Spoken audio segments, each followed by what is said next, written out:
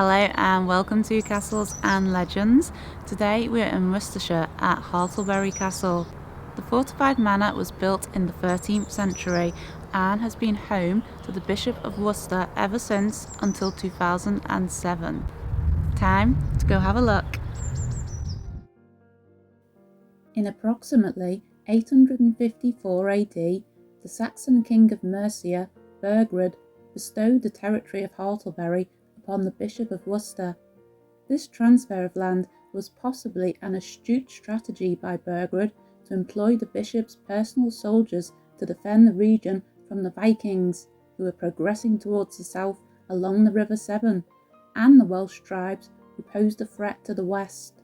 Despite Burgred's intentions, this grant of land provided the church with a valuable area to construct a bishop's palace, which evolved over time. The exact time frame of when the initial structures emerged on the site remains ambiguous. However, we do know that by 1237 a substantial manor house comprising a chapel and a hall was erected on the premises. The location may have served as a hunting lodge as well, given that the name Hartlebury is believed to have originated from an Old English term denoting a location or enclosure for deer. In 1268, Henry III granted the right for Godfrey Giffard, his chancellor, to crenellate, that is to fortify, the existing building at the site, resulting in the new name Hartlebury Castle. Hartlebury Castle also received its first royal visitor in 1282. King Edward I stopped with his army en route to Wales for battle. As Tudor England started to take form towards the end of the 15th century, a group of Italian bishops of Worcester were appointed. Despite having never visited their diocese or even the country, these bishops still collected revenues and rents from their English estates. Among them was Giulio de' Medici, a member of the influential Florentine family, who served as the Bishop of Worcester from 1521 to 1522. Between 1535 and 1539, during an era of major religious change known as the Reformation, Bishop Hugh Latimer became the first Protestant Bishop of Worcester. Bishop Latimer gained favour with King Henry VIII by advocating for the annulment of his marriage to Catherine of Aragon and supporting the dissolution of the Catholic monasteries. However, during the reign of the Catholic Queen Mary I, he was imprisoned and ultimately condemned for heresy. In 1555, Bishop Latimer was burned at the stake for his beliefs. In 1575, Queen Elizabeth I stayed for one night at Hartlebury when travelling to Worcester. Consistent with her reputation, it appears that Queen Elizabeth nearly depleted the finances of Bishop Nicholas Bullingham during a visit to Hartlebury Castle. Bishop Bullingham had made several enhancements to the castle and gardens in preparation for her arrival, and he was also responsible for providing food and entertainment for her entourage of more than 100 individuals. From 1577 to 1583, Bishop John Whitgift became Bishop of Worcester. Whitgift was a Protestant, and Queen Elizabeth I was so impressed by his preaching that she appointed him as her chaplain. Later, Whitgift was beside Elizabeth and held her hand upon her deathbed. It was also Whitgift who signed the marriage papers for a rather well-known playwright called William Shakespeare and his wife Anne Hathaway. Unlike most churchmen of the time, he never censored Shakespeare's plays. During the First English Civil War, which lasted from 1642 to 1646, the castle was refortified and was held for King Charles I.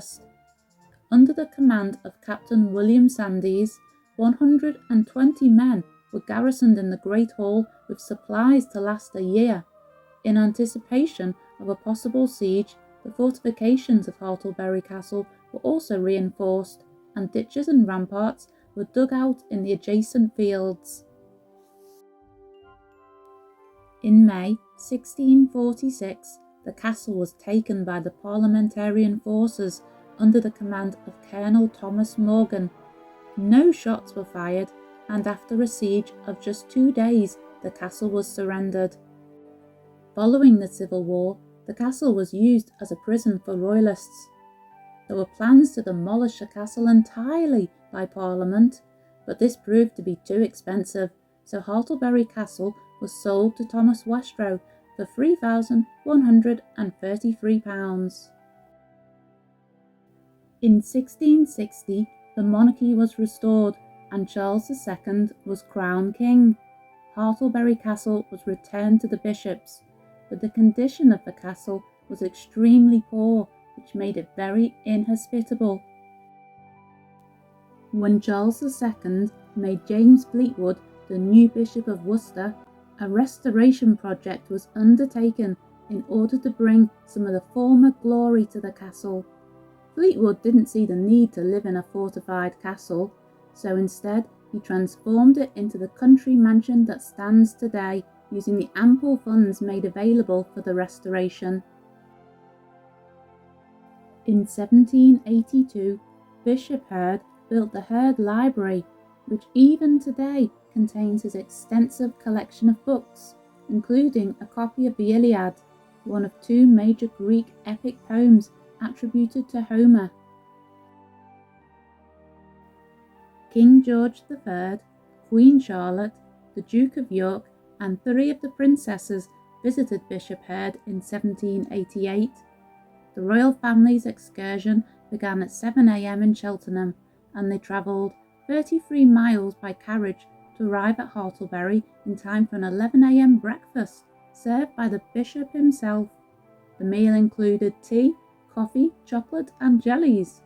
Following breakfast, the royal family strolled along the terrace of the chapel garden, where they were greeted by a crowd of at least 8,000 spectators who cheered them on.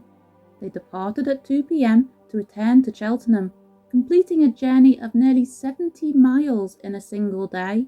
Even in the best of carriages, this must have been a very tiring experience.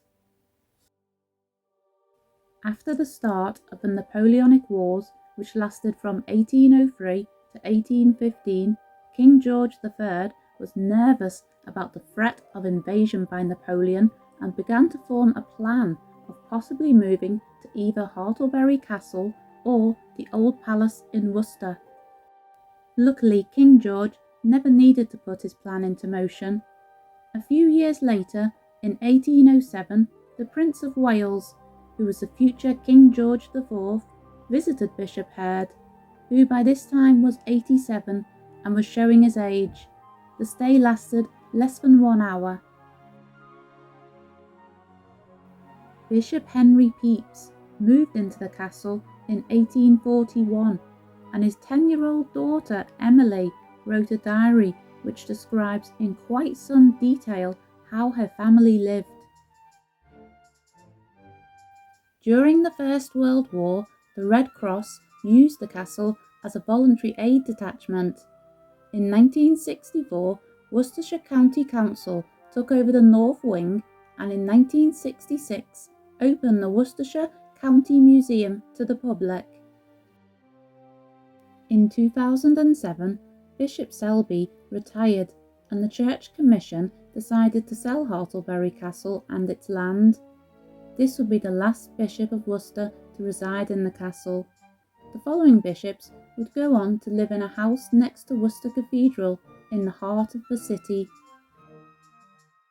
With Hartlebury Castle up for sale, there was worry that it might fall into private hands, so a registered charity called the Hartlebury Castle Preservation Trust was formed. After a few years of campaigning, the trust was able to raise enough money to purchase the castle and its land in 2015. By 2018, renovations were complete and the castle was opened to the public. We have just finished going around Hartlebury Castle. In fact, we have spent the whole day here. There's a lot to see and do. We started off looking around the palace, a tour there, and there's so much information, so much history, almost 1,000 years. There's a lot there, and it's very interactive. They give you an audio guide, so you can listen to the history through that, and there's also these talking interactive portraits, which is really quite fun and great for children to listen to. And part of the palace is also used for the Museum of Worcester, and the history there, it goes from the Neolithic times, there's mammoth tusks, all the way through to Victorian era, and again lots of interactive type things for children, great fun. Cafe in the grounds, very nice indeed. And then we took the moat walk, which also includes an adventure playground. Again, great fun if you've got children, young children and older children alike. And yeah, so we've had a pretty fun, filled-packed day. So I highly recommend this place. And yeah, I think it's time for me to say thank you so much for watching today. I hope you've enjoyed our video. Please do hit that like button and subscribe if you've not already. And I hope to see you on our next castle adventure.